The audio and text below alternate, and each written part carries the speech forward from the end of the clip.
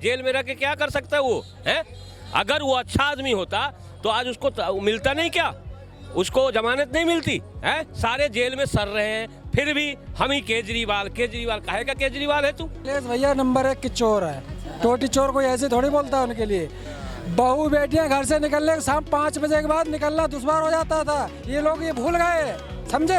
उसके बाद 6-5 बजे के बाद डर लगता था निकलने के लिए। मैडम किसका क्या प्रूफ चाहिए आपको है? स्कूटी के नंबर पे चारा जा रहा है 1-1 करोड़ का है, स्कूटी के नंबर पे आज जेल में सर रहे सब। इनकी बातों देखिए, अब मैं यूपी की बात कर रहा हूँ, मैं लालू जी की बात नहीं कर रहा हूँ, मैं अखिलेश जी की बात कर रहा हूँ। अखिलेश जी ने जो हमारे हिसाब से, हमारे विचारधारा से लगता है कि अखिलेश भैया ने अच्छा काम किया है। नमस्कार, प्रतिपक्ष संवाद देख रहे हैं आप और मैं हूं आपके साथ भावना शुक्ला।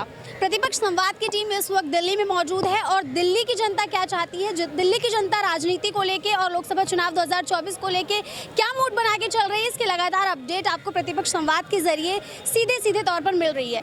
दिल्ली बहुत ही लिहाज से खूबसूरत और महत्वपूर्ण है। कहा जाता है कि चुनाव देश भर में होते हैं, लेकिन जो सरकार बनती है, जो केंद्र में सरकार पहुंचती है, वो यही देश की राजधानी दिल्ली से बनकर चलती है और यहाँ की जनता उनको चुनती है, इस वजह से सरकार बन पाती है। तो यहाँ के कुछ लोग मौजूद हैं मेरे पास, दिल्ली के निवासी हैं और आसपास राजनीति में क्या चल रहा है, 2024 में लोकसभा चुनाव में जो होने वाले हैं वहाँ जनता क्या करने वाली है, किस पक्ष को ध्यान में रख के, किन टॉपिक्स को ध्यान में रखकर वोट किया जाएगा, क्योंकि छठे चरण में दिल्ली में चुनाव है, इसको लेकर बातचीत करते हैं। तो सबसे पहले मेरे साथ फ्रेम में जो नजर आ रहे हैं, इन्हीं से शुरुआत करेंगे। चाय की चुस्की ले रहे हैं और कहा जाता है कि चुनावी चर्चा चाय के साथ हो जाए तो बात ही कुछ और होती है। सर, बहुत अपना परिचय दीजिए थोड़ा सा। मैं रंजीत कुमार सिंह, करावल नगर, ठीक है, करावल नगर से हूँ और दिल्ली की राजनीति की बात आप कर रहे हैं तो दिल्ली में पहले भी जो है, जब केजरीवाल जी का बोलबाला था तब भी 7 सीट बीजेपी को मिली थी। अब तो बीजेपी के अलावा कोई पार्टी है ही नहीं, जो है ये सारे चोर मुसेरे भाई हैं, तो कोई मतलब ही नहीं है, एक वोट के लिए तरस जाएंगे। और जहाँ तक हमारे क्षेत्र से मनोज तिवारी जी का सवाल है, मनोज तिवारी जी के खिलाफ वो बंदा आया है जो कि पूरे संस्था, जो हमारा शैक्षणिक संस्थान था, उसको गंदा करके आया हुआ है, एज ए देशद्रोही है। उसको एक सेकंड लूंगी। नॉर्थ ईस्ट दिल्ली की बात सर कर रहे हैं क्योंकि मनोज तिवारी को नॉर्थ ईस्ट दिल्ली से फिर से टिकट दिया गया है और उन्हीं के विपक्ष में कांग्रेस ने उतारा है प्रत्याशी के रूप में जेएनयू के संघ अध्यक्ष रहे संघ के, और बहुत ही बड़ा नाम है, आप जानते हैं, कन्हैया कुमार को कांग्रेस ने इस बार प्रत्याशी बनाया है। तो उस संदर्भ में बातचीत हो रही है, दिल्ली की राजनीति पर फिर लौटेंगे, लेकिन चांदनी चौक में मैं खड़ी हूँ जो खुद एक लोकसभा सीट है, लेकिन बात पहुँच चुकी है north east Delhi Lok Sabha seat की। तो मनोज तिवारी की सर आप बात करते, काफी आप कन्हैया कुमार देशद्रोही बता रहे हैं आप उनको, वो देशद्रोही है इसलिए आप बीजेपी को चुनेंगे, मनोज तिवारी को वोट देंगे। मनोज तिवारी के काम, मनोज तिवारी ने बहुत अच्छा काम किया है। 11 साल के अपने कार्यकाल में कभी कोई भी किसी भी क्षेत्र का बंदा उनके पास गया है वो निराश होकर नहीं लौटा है। पहली चीज, आज तक कभी भी उनको किसी ने बुलाया अपने घर पे, एक छोटे से छोटा कोई भी त्योहार में वो जरूर आया है। कोई कह दे कि हमने बुलाया और ना आया हो, मनोज तिवारी हर दुख सुख में साथ है। जहाँ तक क्षेत्रीय और स्टेट गवर्नमेंट की बात है, स्टेट गवर्नमेंट का काम तो वो एक एमपी कर नहीं सकता, ठीक है, लेकिन फिर भी आज जाइए आप, हर बॉर्डर इलाके में जो है कैमरे से लेके लाइट से लेके हर काम मनोज तिवारी ने किया है। आज जो है, आज सबसे बड़ी जो अपना ये उत्तराखंड है, दार्शनिक स्थल है, उसका जो है जो हाल होता है, भीड़ इतनी हो जाती है, आज उन्हीं की देन है कि आज अक्षरधाम से लेके और पूरा जो है आपको बागपत से लेके आगे देहरादून तक या हरिद्वार तक जो रास्ता बना है, ये 6 लेन 8 लेन बना है, वो मनोज तिवारी की देन है। जो सांसद है उसका काम होता है कि देश का सबसे बड़े मुद्दे को पहले सांसद को अपने संसदीय क्षेत्र का ख्याल रखना चाहिए। क्या करेगा वो? पानी देगा, नलका लगाएगा क्या? केजरीवाल क्या करेगा फिर? वो चंदा बांटेगा? केजरीवाल करेगा क्या? जेल में रह के क्या कर सकता है वो है? अगर वो अच्छा आदमी होता तो आज उसको मिलता नहीं क्या? उसको जमानत नहीं मिलती है? सारे जेल में सर रहे हैं, फिर भी हम ही केजरीवाल काहे का केजरीवाल है तू है? जो आज केजरीवाल के ही पार्टी का है ना, जो मिलजुल कर लड़ रहे कांग्रेस। शीला दीक्षित ने जो काम किया दिल्ली में, आज उसका रिपेयर तक नहीं करा सकता वो। शीला दीक्षित अपने क्षेत्र जब तक 10 साल रही बहुत अच्छा काम की, ठीक है। अगर कांग्रेस की बात करते हैं, पार्टी पॉलिटिक्स भाड़ में जाए, लेकिन इंदिरा गांधी ने जो काम किया, क्या हम कहते हैं कि अगर मोदी जी हैं, मोदी जी अभी तो 10 साल है, इंदिरा गांधी भी 10-15 साल रही है, लेकिन मोदी जी से कम काम इंदिरा गांधी ने भी नहीं किया। आज उसका कोई नाम नहीं लेगा, क्यों नहीं लेगा? किसका? राहुल गांधी का लेगा, जो जन्म लेगा प्राइम मिनिस्टर बनेगा। उस पार्टी में और कोई आदमी नहीं है क्या? सब जानवर है। देखिए, राजनीतिक समीक्षा दर्शकों के पास पहुंचेगी, अब शब्दों का इस्तेमाल ना हो, मेरी खास गुजारिश है, क्योंकि गलत इफेक्ट पड़ता है। और खासकर दिल्ली की जनता जब ऐसे शब्दों का इस्तेमाल करेगी तो वहां से भी यही लिख के आपको सुनने के लिए मिलेगा। तो मैं खास सबसे, जितने भी लोग यहाँ मौजूद हैं, सबसे कहूँगी कि अब शब्दों का इस्तेमाल बातचीत के दौरान ना किया जाए। इसके अलावा अभी आपने मनोज तिवारी की तारीफ करते करते आप इंदिरा गांधी पर पहुँच गए और शीला दीक्षित पर पहुँच गए। तो कहा जाता है पार्टियों के बीच विचारधारा की लड़ाई है, तो विचारधारा की लड़ाई को लेकर कोई विचारधारा नहीं है, विचारधारा दो ही है। क्या क्या?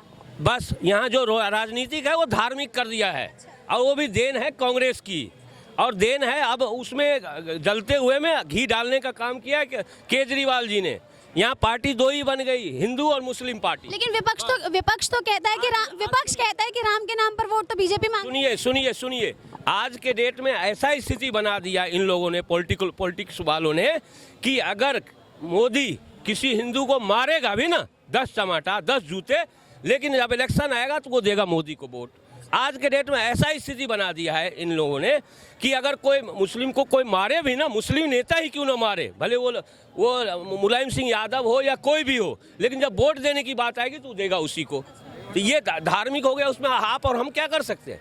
कुछ नहीं करना है। हाँ, फिर भी देश का सम्मान बढ़ाया, काम कर रहा है, विकास कर रहा है, पैसे आ रहे हैं, पैसे आएंगे तब पैसे से ही तो विकास होगा। ठीक है, और लोग मौजूद हैं, सबसे बातचीत करना जरूरी होता है, क्योंकि राजनीति मुद्दा ही जनता का है, राजनीति मैटर ही जनता का है। लोग क्या सोचते हैं, लोग क्या जानते हैं, जानना आपको बेहद जरूरी है। आप क्या कहना चाहेंगे सर? देखिए, पार्टियां अपने अपने हिसाब से काम करती हैं, लेकिन आप हैं कहाँ के? पहले थोड़ा सा परिचय। यूपी के हैं। दिल्ली में फिर कैसे? ऐसे ही घूमने के लिए चले आए हैं, दिल्ली के लिए चले आए हैं, लेकिन हमारे यूपी में जितना बढ़िया हमारे अखिलेश भैया ने काम किया है, कोई पार्टी नहीं किया है। थोड़े से काम गिनाइए जनता को। देखिए, दिल्ली में मेट्रो चलवाया, आगरा एक्सप्रेस उन्होंने बनवाया, मेदांता हॉस्पिटल उन्होंने बनवाया। दिल्ली में मेट्रो अखिलेश भैया ने? अरे लखनऊ में मेट्रो चलवाया, मैंने बोला लखनऊ मेट्रो चलवाया, लैपटॉप दी।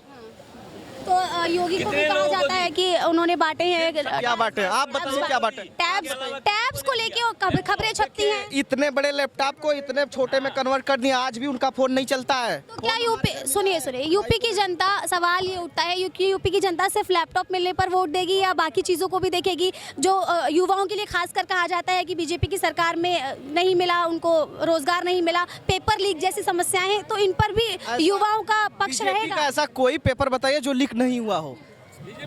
बीजेपी का ऐसा कोई यूपी में पेपर हो जो नहीं लीक हुआ हो?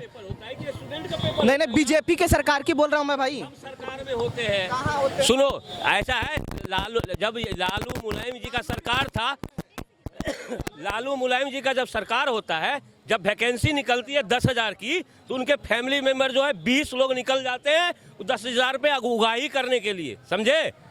लालू ने क्या किया? जमीन खरीद ले लिया और उसके बदले में रेलवे में नौकरी। किसका क्या प्रूफ चाहिए आपको? हैं, स्कूटी के नंबर पे चारा जा रहा है 1-1 करोड़ का, हैं, स्कूटी के नंबर पे।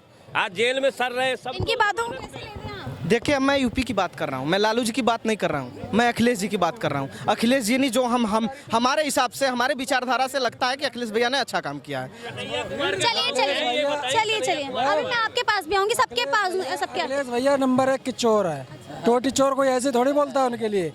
बहू बेटियां घर से निकलने के शाम 5 बजे के बाद निकलना दुश्वार हो जाता था, ये लोग ये भूल गए, समझे? उसके बाद 5 बजे के बाद डर लगता था निकलने के लिए, मैडम, समझे? 5 बजे निकलने के बाद डर लगता था। खेतों में किसान जो है अपने चारा फसल रखाने के लिए डरता था कि कहीं जो हमें उठाने ले जाए, कहीं अपहरण ना हो जाए हमारा। ये तो अखिलेश की सरकार में अपराध गिनवा रहे हैं जी।